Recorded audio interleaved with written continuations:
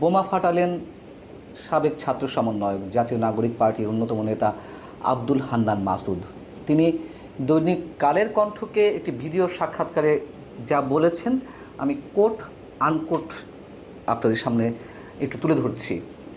হান্নান মাসুদ কালের কণ্ঠকে বলছেন, 1 আগস্ট রাতের দিকে মুশফিক ফজল আনসারি, অর্থাৎ এই নামটির সঙ্গে আমরা অনেক বেশি পরিচিত। তিনি বর্তমান সরকারের সময়ে প্রেস মিনিস্টার হয়ে যুক্তরাষ্ট্রে দায়িত্ব পালনের জন্য আছেন এবং যুক্তরাষ্ট্রের পররাষ্ট্র দপ্তরে যিনি নিয়মিত সংবাদ কভার করতেন, সেই মুশফিক ফজল আনসারির মাধ্যমে ডক্টর মোহাম্মদ ইউনূসের সঙ্গে প্রথম কথা হয়।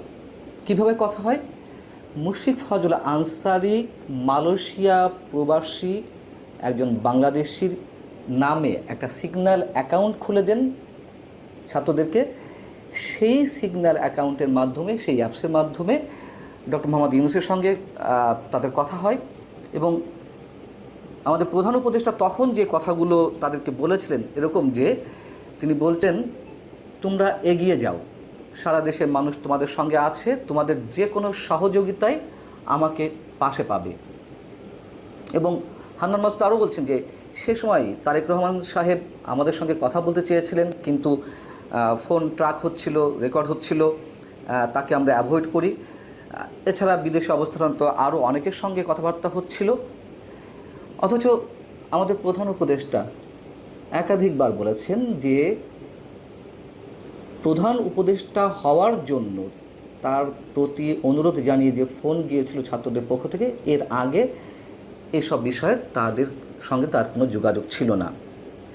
এবং তিনি সরাসরি তো তার সাক্ষাৎকারে বলেছেন, বিশ্ব অর্থনৈতিক ফোরামের বার্ষিক সম্মেলনে আরও কয়েক মাস আগে আন্তর্জাতিক গণমাধ্যম ফিনান্সিয়াল টাইমসকে তিনি একটি সাক্ষাৎকার দিয়েছিলেন সুইজারল্যান্ডের দাভোসে বসে। তো ফিনান্সিয়াল টাইমসের পক্ষ থেকে প্রশ্ন ছিল যে কারা আপনার সঙ্গে যোগাযোগ করেছিল। এমন প্রশ্ন জবাবে অধ্যাপক মোহাম্মদ ইউনূস যে কথাগুলো বলেছিলেন সেটিও আমি কোট এবং আনকোট তুলে ধরেছি আপনাদের সামনে। তিনি বলেছিলেন যে প্যারিসের একটি হাসপাতালে তখন আমি চিকিৎসাধীন অবস্থায় যোগাযোগ করেছিল শিক্ষার্থীরা। আমি তাদের কাউকেই চিনতাম না, কখনো তাদের সম্পর্কে শুনিনি। তারা বলল যে আপনাকে সরকার প্রধান হতে হবে। তিনি বলছিলেন যে না, আমি সেই ব্যক্তি নই, আমি এর কিছুই জানি না, আমি এর সঙ্গে যুক্ত হতে চাই না। কাজেই আমি তাদের বিকল্প কাউকে খোঁজার বিষয়ে বোঝানোর চেষ্টা করছিলাম। তাদের বলছিলাম বাংলাদেশে অনেক ভালো নেতা আছেন, তোমরা তাদের খুঁজে নাও। তারা বলছিল না না,